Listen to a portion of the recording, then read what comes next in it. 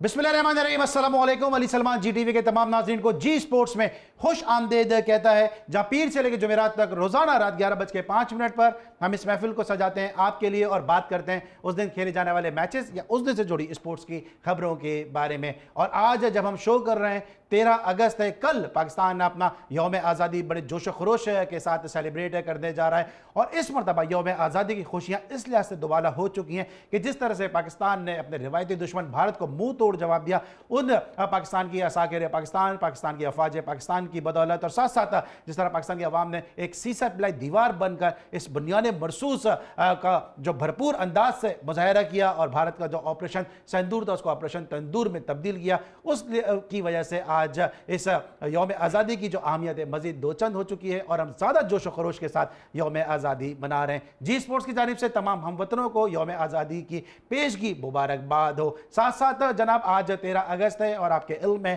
कि जी स्पोर्ट्स पाकिस्तान की sports industry का वो वाहिद शो है कि जिसमें अपने हीरोज़ की जो मेमोरीज़ हैं, जो कारनामे हैं, उस दिन से जुड़ी उनकी जो यादें, उनको हम बिल्कुल भी नहीं भूलते और अपने शो में उन मेमोरीज़ को हम रिकॉल भी करते हैं। तो आज 13 अगस्त को जनाब लॉर्ड्स में मोहसिन हसन खान साहब ने अपनी डबल सेंचुरी स्कोर की थी और लॉर्ड्स में पाकिस्तान का नाम जो था मोहसिन हसन खान साहब की वजह से रिकॉर्ड्स बुक की जीनत भी बना। तो आज का दिन इस लिहाज से भी बड़ा इंपॉर्टेंट है। मेरे साथ स्टूडियो में एक ऐसी शख्सियत मौजूद है जो स्पोर्ट्स जर्नलिस्ट, स्पोर्ट्स जर्नलिज्म के हवाले से खिला और साथ साथ स्पोर्ट्स के हलकों में जो इस लिहाज से ज़्यादा मशहूर है कि वो हमेशा से स्पोर्ट्स जर्नलिस्ट, स्पोर्ट्स से जुड़े लोगों की फलाह बहबूद के लिए बहुत ही अहम रोल प्ले करते हैं और बहुत ही कम अरसे में जिस तरह से इन्होंने ना सिर्फ शोहरत बल्कि मकबूलियत भी हासिल की है, वो यकीनी तौर पर किसी से कोई ढकी छुपी बात नहीं है और बहुत ही उम्दा और शुस्ता गुफ्तगू करते हैं और इनसाइड स्टोरीज इनके पास सब बहुत सारी होती हैं और यही वजह है कि आप गाए बगाए इनको हमारे शोज़ में देखते भी हैं। हमारे बहुत ही अपने असगर अजीम साहब ने हमें ज्वाइन किया, शो में खुशामदीद कहते हैं। अस्सलाम वालेकुम असगर, कैसे हैं आप? वालेकुम अस्सलाम अली भाई, आप कैसे हैं? मैं बिल्कुल ठीक हूँ और हम सब बड़े जोश खरोश के साथ यौम आज़ादी की जो खुशियाँ हैं कल उसको यकीनी तौर पे ज़्यादा बेहतर तरीके से मनाएंगे। लेकिन आज 13 अगस्त है तो आज चांद रात है आज़ादी की, क्या कहेंगे इस हवाले से?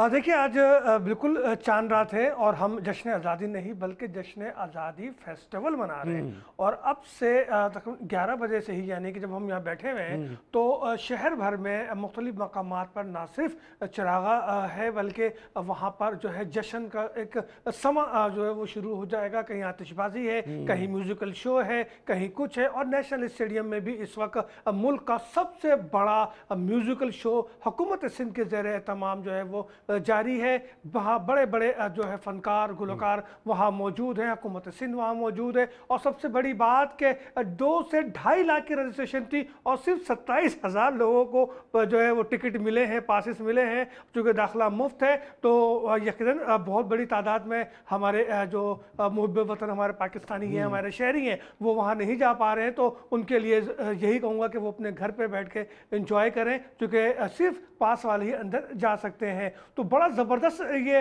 इंतज़ामात किए गए हैं, पूरे पाकिस्तान में ये इंतज़ामात किए जा रहे हैं। मार्का हक जश्न आज़ादी हम एक साथ मना रहे हैं और दुश्मन को बता रहे हैं ता क़यामत तुम्हें ये याद रहेगा कि मार्का हक में तुम्हारे साथ हुआ क्या था।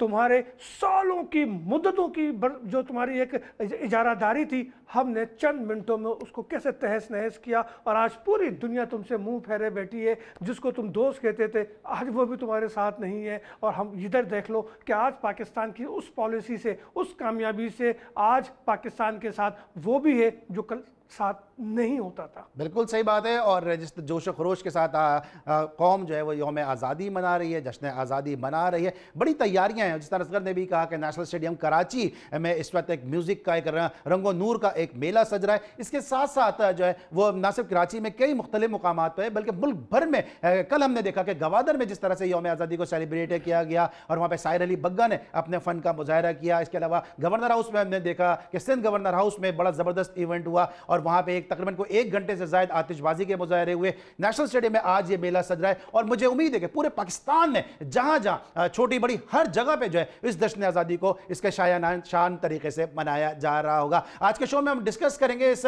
यौम आज़ादी पर पाकिस्तान टीम की परफॉर्मेंसेस को, क्रिकेट में जो पाकिस्तान ने परफॉर्मेंस दी और 10वें नंबर की टीम के साथ पाकिस्तान सीरीज हार गई और वही बयानात का सिलसिला, वही एक्सक्यूजेस का सिलसिला जो है वो शुरू हो चुका है। डिस्कस करेंगे season sports journalist Asghar Azeem साहब से एक छोटे से ब्रेक के बाद।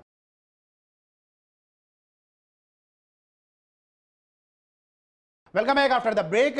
और हम बात करेंगे अब पाकिस्तान की पैथेटिक परफॉर्मेंस के हवाले से कि जहां पे डैरन सेमी ने पहले ही कहा था कि पाकिस्तान जैसी टीम को शिकस्त देकर जो है वो कोशिश करेंगे क्वालिफाइंग राउंड के मैचेस वर्ल्ड कप के लिए ना खेलना पड़े, और ऐसा ही हुआ। कल के मैच के हवाले से जो मैच है खेला गया, एक रिपोर्ट है, आइए देखते हैं। जी नाज़रीन, यहाँ पे रिपोर्ट देखी।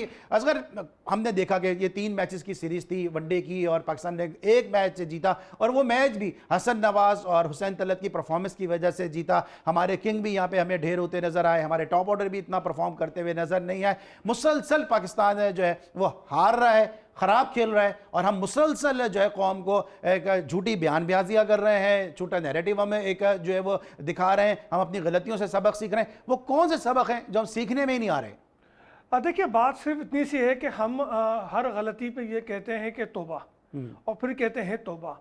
तो गोया तौबा इतनी दफ़ा कहते हैं कि खुद तौबा तौबा कह देती है, क्योंकि हम असल में बुनियादी चीज़ों पर नहीं काम करते। अब पाकिस्तान का जो हाल वेस्ट इंडीज़ में हुआ है, गो कि मैं इस बात से भी एग्री करता हूँ कि तकरीबन हर टूर में यही हाल वहाँ पे होता रहा है। लेकिन आपको याद होगा कि वहाँ पे अगर पहली सीरीज़ T20 जीती गई थी तो वो सरफराज अहमद की क़यादत में जीती गई थी। उसके बाद 34 साल के बाद ये फर्स्ट टाइम है, और 10 सीरीज़ के बाद जो है वेस्ट इंडीज़ को वनडे सीरीज़ में पाकिस्तान के अगेंस्ट कामयाबी मिली है। और आपने जो सूरत हाल देखी है, ना बॉलर चले, ना बैटर चले, ना फील्डर चले, सब के सब ऐसा लग रहा था कि मस्त मौज मस्ती में चल रहे हैं, और खेल पे किसी की तवज्जो नहीं थी। उस पर मेरा दिल ज़्यादा इसलिए दुखा कि जो कोच हैं उनका भी बयान मेरी समझ से बाहर है, कि उन्होंने जो बयान दिया वही रिवायती अंदाज है, वही रिवायती तरीक़ेकार है, और साथ में ये भी कह रहे हैं कि हमें इससे बहुत कुछ सीखने का मौका मिला। ये पता नहीं किस किस्म के और क्या सीखा है, मुझे तो समझ में नहीं आया। अली, शायद आप इस पर बेहतर रोशनी डाल दें कि क्या सीखा है हमने।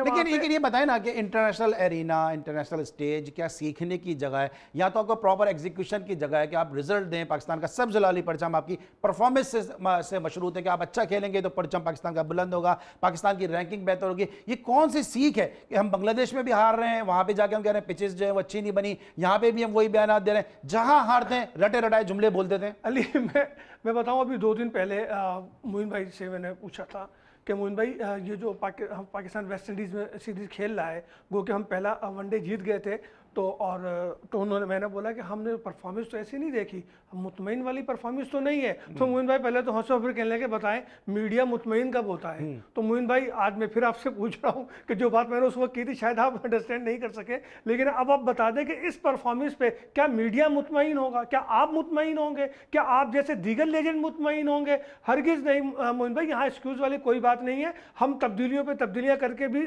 थक गए हैं, हम कप्तान बदल बदल के थक गए हैं, हमारी टीम जीत की ट्रैक पे नहीं आ रही। हमें इसके लिए कोई ऐसा ठोस लाएअमल बनाना होगा, और खासकर चेयरमैन पीसीबी मोहसिन नकवी साहब, आपकी मौजूदगी में हम अब ऐसी टीमों से भी हार रहे हैं जिससे हारने का तसव्वुर नहीं था, यानी कि अफगानिस्तान से भी हार रहे हैं, बांग्लादेश से भी हार रहे हैं, दीगर टीमों से भी हार रहे हैं। तो भाई, अब कुछ तो ऐसा करें, कोई तो ऐसा फॉर्मेट बनाए कि पाकिस्तान टीम जीत के ट्रैक पर आ सके। और ये चीज़ जिस तरह भी असगर बात कर रहे हैं कि ये सिर्फ मीडिया की बात नहीं है कि मीडिया मुतमईन हो या ना हो, क्या एक आम पाकिस्तानी मुतमईन है? क्या जो है वो क्रिकेट से, स्पोर्ट्स से, पाकिस्तान से मोहब्बत करने वाला एक आम आदमी क्या मुतमईन है? क्या हमारे प्लेयर्स मुतमईन है? इस हवाले से कुछ प्लेयर्स ने भी ट्वीट किया पाकिस्तान की खराब और पैथेटिक परफॉर्मेंस के हवाले से। इस वक्त आपके सामने स्क्रीन पर भी कुछ ट्वीट चल रहे हैं, जिसमें सबसे पहले अगर मैं बात करूँ तो आमिर यामीन ने एक ट्वीट किया, और उन्होंने कहा कि PSL जैसी पिचेस इंटरनेशनल मैचेस में नहीं होती, वो ईजी कंडीशंस नहीं होती हैं वहाँ पे, और Pakistan cricket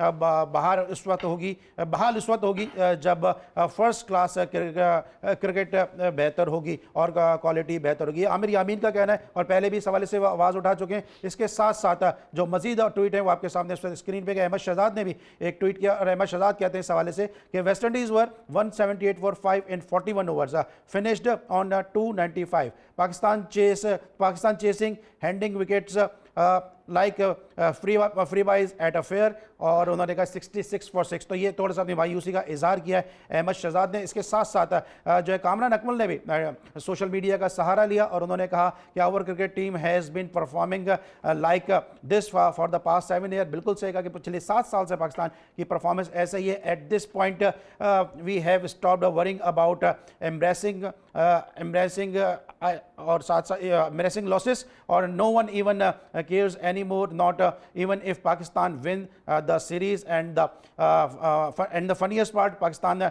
did not even win this one, still no one cares.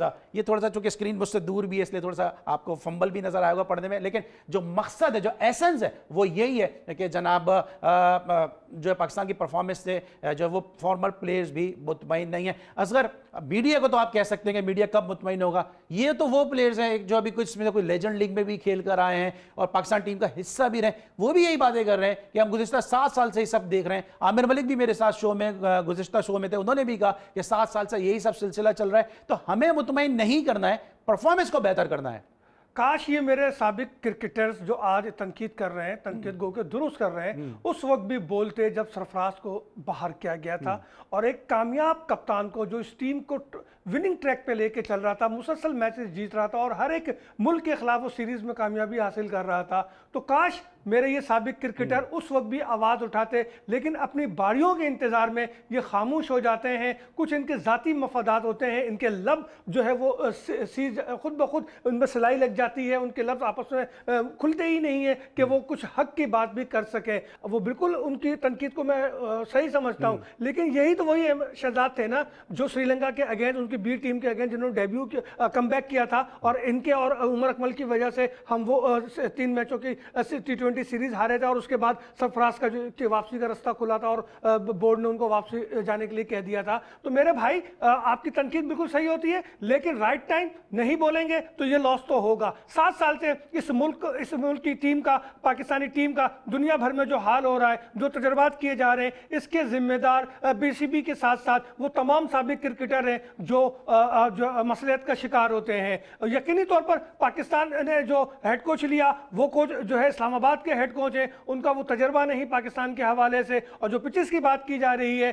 तो भाई पिचेस तो हमारे यहाँ एक मुद्दतों से ऐसे ही बनाए जा रहे हैं। हमने जो गैर मुल्की क्रिकेटर्स भी ला के देख लिया, उनको हेड बना के भी देख लिया, लेकिन विकेटों में कोई तब्दीली हमें नज़र नहीं आई। बेहतर यही है कि क्रिकेटर्स जो है अपने मकामी इस्तेमाल करें और उनको वही हिदायत दें जो माजी में जावेद मियांदाद, इमरान खान और दीगर लोग जो है विकेट बनाया करते थे। देखिए बेनिफिट होता है और T20 एंटरटेनमेंट भी है, इसको भी बड़ा चाहिए, लेकिन अगर वहाँ बॉलर को सपोर्ट ना मिले तो फिर हाल वही होता है जो वेस्ट इंडीज में हुआ। बिल्कुल वेस्ट इंडीज में होता है और पाकिस्तान की जो खराब परफॉर्मेंस है इसका सिलसिला रुकने में नहीं आ रहा, सिलसिला थमने में नहीं आ रहा। रिजवान हमेशा हर हार के बाद ये मैसेज देते हैं कि हम सीख रहे हैं, कभी हार है कभी लड़ रहे हैं, लेकिन 2025 में रिजवान की कैप्टनसी में पाकिस्तान ने 11 वनडे इंटरनेशनल मैचेस खेले और सिर्फ 2 में पाकिस्तान को कामयाबी हासिल हुई, 9 में पाकिस्तान को शिकस्त का सामना करना पड़ा। तो ये कैसी सीख है कि पाकिस्तान की क्रिकेट नीचे से नीचे ही चली जा रही है। और अफसोस और दुख मेरे और असगर के लहजों में शायद आपको इसलिए ज़्यादा महसूस हो रहा होगा क्योंकि ये हमारा ब्रांड ही नहीं है। हम इससे अच्छे क्रिकेट खेल सकते हैं, हमारे पास इससे अच्छा पोटेंशियल है, हमारे पास इससे अच्छी स्किल है, लेकिन आप हकदार खिलाड़ियों को चांस नहीं दे रहे। साहबजादा फरहान को आप खिलाने के लिए तैयार नहीं है और डोमेस्टिक में कामरान गुलाम जैसे परफॉर्मर हैं जो परफॉर्म करके आते हैं, उनको आप मौका देने के लिए तैयार नहीं है। और सिर्फ जो है सोशल मीडिया पे जिसके एजेंट हैं वही टीम के अंदर पार्टिसिपेट है और रिप्रेजेंट पाकिस्तान को करता नजर आता है। ब्रेक लेंगे, वापस आएंगे, मजीद गुफ्तगू करेंगे, मिलते एक छोटे से ब्रेक के बाद।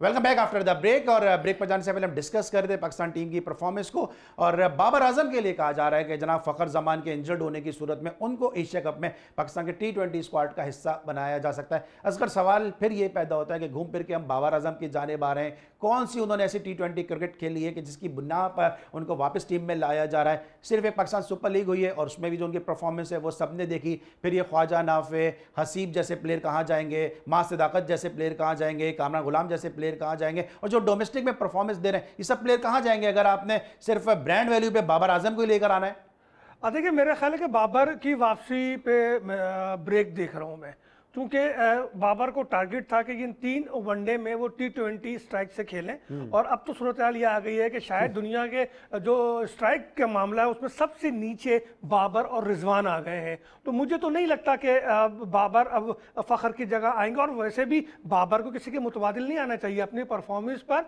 अपने कंधों पर आना चाहिए। और मेरी इतला ये है कि फ़खर आई थिंक वो फिट हो जाएंगे और अगले हफ्ते जो ऐलान होने जा रहा है एशिया कप के लिए, मेरी इतला ये है कि फ़खर जो है वो स्कॉट स्क्वाड में शामिल होंगे। ठीक है। अच्छा, रिजवान का फ्यूचर क्या देख रहे हैं, क्योंकि जिस तरह मैंने अभी ब्रेक पे जाने से पहले भी कहा कि 11 में से 9 मैचेस हारे, सिर्फ 2 में कामयाबी हासिल हुई, और रिजवान की अपनी भी परफॉर्मेंस अगर आप देखें तो उसमें भी जो है वो तसलसल नज़र नहीं आ रहा है। मकाफात हमारे भाई कोशिश करते हैं वो जीतने की, लेकिन जीत नहीं पाते। जब सरफराज कप्तान थे और ये मीडिया टॉक करते थे किसी मैच में अच्छी कारकर्दगी दिखाने के बाद, तो ये बड़े अंदाज से अपने मखसूस सहाफ़ियों से कहलवाते थे कि रिजवान आप कप्तान कब बन रहे हैं, रिजवान आप कप्तान कब बन रहे हैं। तो देख लिया आपने, कप्तान बनना इतना आसान नहीं होता। कप्तान बाई बर्थ होता है, उसके अंदर स्किल्स होती हैं कप्तानी की, वो टीम को लीड करता है, बर वक्त फैसले करता है, right bowler right fielding select करता है, बैट्समैन में तब्दीलियाँ करता है। लेकिन रिजवान में ऐसी कोई क्वालिटी नहीं, और अब तो उसकी बैटिंग पे जवाब दे चुकी है। अब तो मेरा ख्याल है कि उसकी अपनी परफॉर्मेंस की बुनियाद पर उसे वनडे से भी आराम कराया जाए, या कम से कम कप्तानी से तो आराम कराया जाए। ठीक है। लेकिन एक और भी एक ऐसा प्लेयर है जिसमें पाकिस्तान क्रिकेट बोर्ड बहुत ज़्यादा नजरें किया हुआ है, नजर करम की हुई है कि उसको भी एक ब्रांड बनाने की कोशिश की जा रही है, और वो है साइम अय्यूब। लगता है कोई इंजरी से आने के बाद साइम अय्यूब वही साइम अय्यूब है, या थोड़ा सा उनमें भी जो है परफॉर्मेंस में उनके भी जो है उतार चढ़ाव हमें नजर आ रहा है? देखिए, साइम तो बहुत ही ज़्यादा डगमगा रहे हैं, और 26 या 25 इनिंग तो उन्होंने ली थी 25 इनिंग, ब्रांड बनने के लिए। और उसके बाद जब वो ब्रांड बने तो बैड लक रहा कि उनको फ्रैक्चर हो गया, लेकिन उसके बाद उनकी वापसी ही गलत तरीके से हुई ना। आपने जब वापसी के लिए ज़रूरी था कि साइम को डोमेस्टिक में रगड़ा देते, जब वो डोमेस्टिक में रगड़ा खा जाता फिर आप उसको लेकर आते, आप उसको डायरेक्ट लेकर आए और PSL से आपने उसका जो है कमबैक किया। तो मेरा ख्याल है कि थोड़ा सा हमें इसमें ख्याल करना चाहिए था, साइम को आराम कराना चाहिए था। एक अच्छा टैलेंटेड लड़का है, लेकिन अगर हर वो प्लेयर जो जितना ही अच्छा हो अगर परफॉर्मेंस ना दे तो उसकी पॉलिसी यही होनी चाहिए कि वो बेंच पे बैठे। लेकिन जनाब, पाकिस्तान जो शाहीन थी इंग्लैंड के टूर पे गई, वहाँ पे हैदर अली का जो मामला था, उस हवाले से कोई अगर अपडेट आप देना चाहें, क्योंकि गुज़िश्ता शो में आपने काफ़ी तफसील से इस पर रोशनी डाली थी। देखिए, हैदर अली के मामले में यही कहूँगा कि मामला वाइंड अप पे हो रहा है, आउट ऑफ कोर्ट सेटलमेंट जो है वो तकरीबन हो गया है। और 50-60 हज़ार बड़ी डिमांड थी, 1 लाख की डिमांड थी, 40 के करीब में कोई बातचीत हो रही है, यानी कि पाकिस्तानी शायद 10 से 15। तो ये आप समझते हैं प्री प्लान था क्या ये सब? ये देखिए, प्री प्लान मैं ये कह सकता हूँ कि मैंने पहले दिन से मैं कह रहा हूँ कि जो इल्ज़ाम हैदर अली पे लगाया गया वो गलत था, और मैं आज भी ये बात कह रहा हूँ कि ऐसा कुछ नहीं था। ताल्लुकात दोनों के पुराने थे, उन दोनों ताल्लुकात में मिसअंडरस्टैंडिंग ज़रूर हुई है,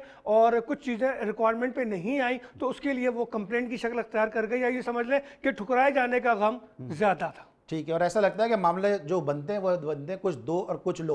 यहाँ पे मामला सिर्फ कुछ लो पे ही जो है वो रुक गया, कुछ देने पे नहीं बना, इसकी वजह से शायद जो मामला जो है वो ज़्यादा ख़राब हुए हैं। लेकिन जहाँ हमने क्रिकेट की इतनी गुफ्तगू की है, हॉकी के हवाले से, प्रो लीग के हवाले से, आपने कहा तारिक बुख्ती साहब को जो है वो एक शोकाज नोटिस मिलने वाला है, उनकी इंक्वायरी हो रही है। हॉकी की क्या अपडेट्स हैं? देखिए, शोकाज नोटिस तो उनको मेरे खबर के मुताबिक मिल गए, और वो शोकाज नोटिस में उनको 7 दिन का टाइम दिया गया है। उनसे 9 सवाल किए गए हैं। अगर वो 9 सवाल का जवाब नहीं दे पाते हैं और PSB उससे मुतमिन नहीं होता है तो मामला वज़ीर-ए-आज़म को भेज दिया जाएगा। दूसरे लफ्ज़ों में तारिक बुख्ती साहब की वापसी का जो है तो की तैयारी कर ली गई है कि अब वो घर जाएँ। और फिर सबसे बड़ी बात जो उन पर इल्ज़ाम है वो ये है कि जब उनको एक अख्तियार दिया गया कि आपने इलेक्शन कराने हैं और इलेक्शन करा के मुंतखब लोगों को यहाँ लेकर आना है, तो आपने 1.5 साल में ऐसा नहीं किया, जिससे वज़ीर-ए-आज़म के एतमाद को ठेस पहुंची, और ये बहुत बड़ा जो है अलमिया है। इसके साथ साथ मैं आपको बताऊं कि कल एक मुलाकात हुई है कायमा कमेटी के जो बैनुल सूबाई राब्ता के जो चेयरमैन हैं सनाउल्लाह खान खासखेली से, तो उनके साथ जो मुलाकात हुई है वो बहुत अहम हुई है, और उसमें तकरीबन 8 या 10 पूरे पाकिस्तान से ओलंपियंस थे, और उस मुलाकात में उनको तमाम ब्रीफिंग दी गई है। चूँकि जो कायमा कमेटी के इजलास होते हैं उसमें तमाम लोग शरीक नहीं हो पाते, सिर्फ मुतल्लिका लोगों को बुलाया जाता है, लेकिन तमाम चीज़ों को वसी तर पैमाने पर जानने के लिए ये इकदाम उठाया गया। और प्रो लीग की जहाँ तक बात है, कल एक इजलास हुआ राना सनाउल्लाह की सरबराही में PSB में, लेकिन उस इजलास का कोई पॉजिटिव रिजल्ट सामने नहीं आया। मेरी इत्तला के मुताबिक बात वहीं की वहीं है। प्रो लीग का मसला फंडिंग का है, और गवर्नमेंट ने अब तक फंडिंग के लिए हामी नहीं भरी। बिल्कुल सर, इस तरह असगर ने कहा कि 9 सवाल पूछे, तो मुझे याद आ गया कि हमने बचपन में हातम ताई के 7 सवालात सुने थे, अब तारिक बुख्ती के 9 सवालात हैं। अब देखना है कि कब उसका रिप्लाई करते हैं। लेकिन जाते जाते पाकिस्तान को एशिया कप के हवाले से जो अभी तक जो है पाकिस्तान गवर्नमेंट से क्लियरेंस भी नहीं मिली है, और ना पाकिस्तान की अवाम चाहते हैं कि जाके वहाँ पे हॉकी टूर्नामेंट एशिया कप खेलें। लेकिन हरभजन सिंह जैसे लोग मुसलसल जो है वो इसमें जो है वो नमक छिड़क रहे हैं और बात कर रहे हैं कि इंडिया को पाकिस्तान के साथ नहीं खेलना चाहिए, और ख़ुद भी आपको पता है उन्होंने लेजेंड्स लीग को जो है वो सबूताज करने की पूरी कोशिश की है। क्या कहते हैं कि पाकिस्तान को वहाँ पे इंडिया जाना चाहिए, और हरभजन सिंह जैसे लोगों का इलाज आखिर है क्या? देखिए, पाकिस्तान को तो हरगिज़ इंडिया नहीं जाना चाहिए, और एशिया कप का जो मामला हुआ है यूएई में, उसको बिल्कुल वही होना चाहिए। और हरभजन सिंह का इलाज ये है कि मेरे बुजुर्ग ये कहते हैं कि अगर किसी को जीरो करना है ना, तो उसको जवाब ही नहीं दो, उसको लिफ्ट ही नहीं कराओ। तो इन जैसे लोगों को लिफ्ट कराने की ज़रूरत ही नहीं है।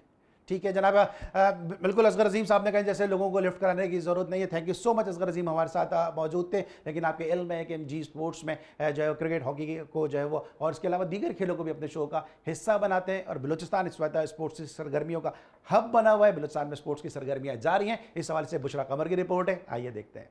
जी बिल्कुल, कोयटा समेत बलूचिस्तान भर में जहां यौम आज़ादी की खुशियां अरूज पर पहुंच चुकी हैं और जगह जगह तकरीबात का इनेकाद किया जा रहा है, वहीं पर बलूचिस्तान भी में कोयटा भी किसी से जो है वो पीछे नहीं है। और इस वक्त महकमा खेल बलूचिस्तान की जानिब से दूसरे बलूचिस्तान गेम्स का जो है वो आगाज कर दिया गया है। सूबे भर से हम देख रहे हैं कि मुख्तलिफ गेम्स के खिलाड़ी जो है बड़ी तादाद में इस वक्त स्टेडियम में पहुंचे हैं, और तमाम खिलाड़ी जो हैं वो बड़े पुरजोश नजर आ रहे हैं कि अपने खेलों का मुजाहिरा करके अपने खेलों के जरिए वतन अजीज से मोहब्बत का इजहार करें। इस वक्त आप देख रहे होंगे कि जो आवाजें भी बैकग्राउंड से आ रही हैं वो भी पाकिस्तान के जो जिंदाबाद के नारे हैं और मुख्तलिफ सदाएं जो हैं उनसे गूंज रही है। इस वक्त पाकिस्तान बॉडी बिल्डिंग फेडरेशन के जनरल सेक्रेटरी और साबिक मिस्टर पाकिस्तान हमारे साथ मौजूद हैं, उनसे जानते हैं। जी बताइए, किस तरह से 14 अगस्त की सेलिब्रेशन जो है वो आप सेलिब्रेट कर रहे हैं और क्या पैगाम देंगे? जी माशाल्लाह जी, अब पूरे बलूचिस्तान से सेकंड बलूचिस्तान गेम के तसलसल में पूरे बलूचिस्तान से 8000 खिलाड़ी जो है हिस्सा लिया है इस गेमों में। और मैं चाहता हूँ ये पूरे बलूचिस्तान के मुकाबले इसी तरह हर साल होते रहे, ताकि बलूचिस्तान में ये नासूर दहशतगर्दी और मनुष्यात का खात्मा हो सके। हम लोगों ने जो है रिक्वेस्ट स्पेशल सेक्रेटरी साहब से की कि हर साल इसी तरह मुकाबला कराया जाए, ताकि ये जितने खिलाड़ी मिस्टर पाकिस्तान, मिस्टर बलूचिस्तान जो सूबे से नुमाइंदगी कर रहे हैं, उनकी हौसला अफजाई हो सके। पाकिस्तान जिंदाबाद, बलूचिस्तान पाइंदाबाद। जी बिल्कुल, बलूचिस्तान पाइंदाबाद और पाकिस्तान जिंदाबाद के नारे लगाए जा रहे हैं। और भी बहुत सारे गेम्स हैं जिनके कोचेस यहाँ पर मौजूद हैं, खिलाड़ी मौजूद है। चूंकि खिलाड़ी हैं वो इस वक्त गेम्स में मसरूफ है, तो कोचेस से बात कर लेते हैं। क्या कहेंगे सर? एक तो मौका हक, फिर पाकिस्तान की आज़ादी, तो किस तरह से बलूचिस्तान वाले सेलिब्रेट कर रहे हैं? मैं देख रही हूँ आप तो बड़े खुश नजर आ रहे हैं। माशाल्लाह, क्यों खुश नजर नहीं है? जो तासुर हमारे सूबे के लिए दिया जा रहा है ना, हमने उन चीजों को तोड़ दिया। हमने यहाँ पर बिला तासुब, रंग, नस्ल, मजहब, इंसानियत से बालातर जो हमने एक गेम जो यहाँ पर जोर है, ये आप देख रहे हैं कि बलूचिस्तान मोहब्बत करने वाला सरजमीन है। बलूचिस्तान के प्लेयर, बलूचिस्तान के खिलाड़ियों ने पाकिस्तान का नाम रोशन किया, ओलंपिक लेवल तक रोशन किया। हमने तकरीबन यहाँ बलूचिस्तान से तकरीबन 30-40 ओलंपियन दिए। हमने इस सरजमीन के लिए खिदमत की है, और हमारे जो यहाँ पर नौजवान है, यहाँ पर बच्चे बच्चियाँ हैं, सरशार है। और माशाल्लाह आप देख रहे हैं कि हमारा जो सबसे बड़ा गर्ल्स के जो इवेंट होते हैं वो मेरा ही होता है, ग्रैंड मास्टर गर्ल्स के इवेंट आप कराते हैं। सर आप भी बताएं कि हम देख रहे हैं कि बड़े खुश नजर आ रहे हैं, तो इस 14 अगस्त को किस तरह से सेलिब्रेट कर रहे हैं बतौर खिलाड़ी, बतौर कोच जो हैं? 14 अगस्त हमारे लिए सबसे बड़ी पहली खुशी की वो है कि हम आज़ादी का भी दिन है। उसके अलावा ये बलूचिस्तान में बहुत ज़्यादा टैलेंट मौजूद है। ये बलूचिस्तान गेम्स स्पोर्ट्समैन जितने भी मार्शल आर्ट्स के प्लेयर, बहुत ज़्यादा टैलेंट आके नेशनल गेम्स के लिए तैयारी में बहुत शुक्रिया अदा करना चाहता हूँ बलूचिस्तान स्पोर्ट्स बोर्ड, मिनिस्टर साहबा और सेक्रेटरी साहब, डीजी साहब। जी बिल्कुल, आप सुन रहे हैं कि यहाँ पर जो कोचेस हैं वो काफ़ी पुरज़म नजर आ रहे हैं कि हम बलूचिस्तान से पाकिस्तान को ऐसे ऐसे खिलाड़ी देंगे जो ना सिर्फ अपने सूबे का नाम रोशन करेंगे, पाकिस्तान का नाम रोशन करेंगे, बल्कि दुनिया भर में जाकर एक मस्बत पैगाम भी देंगे। तो इस वक्त हम देख रहे हैं कि खिलाड़ियों का जज्बा जो है वो दीदनी है और वो पुरजोश है और इंतजार कर रहे हैं कि कब जो है उनके गेम्स का आगाज हो जाए और वो अपनी भरपूर सलाहियतों का इजहार करें। तो सलमान, आप देख चुके हैं कि इस वक्त हमारे जो कोचेस हैं, खिलाड़ी हैं, वो काफी पुरजोश है। तो आपको नजर आ रहा होगा कि बलूचिस्तान भी किसी से कम नहीं है और आज़ादी का दिन जो है हम भरपूर तरीके से मनाना जानते हैं। जी thank you so much. Bushra में अपडेट कर रही थी और आज के लिए बस इतना ही। जाने से पहले अली सलमान, असगर अजीम और बुशरा कमर को इजाज़त दीजिए। जश्न आज़ादी की पेशगी मुबारकबाद। और कल हमारा 14 अगस्त का जश्न आज़ादी स्पेशल होगा, जिसमें हमारे साथ मौजूद होंगे senior and seasoned sports journalist Abdul Majid Bhatti sahab. उनसे हम ना सिर्फ जश्न आज़ादी के हवाले से गुफ्तगू करेंगे, बल्कि पाकिस्तान स्पोर्ट्स के बिगड़ते मामला को भी मौजूद सुखुन बनाएंगे। कल तक के लिए अली सलमान को पूरी प्रोडक्शन टीम के साथ इजाज़त दीजिए। अपना बहुत ख्याल रखिए। अल्लाह हाफ़िज़।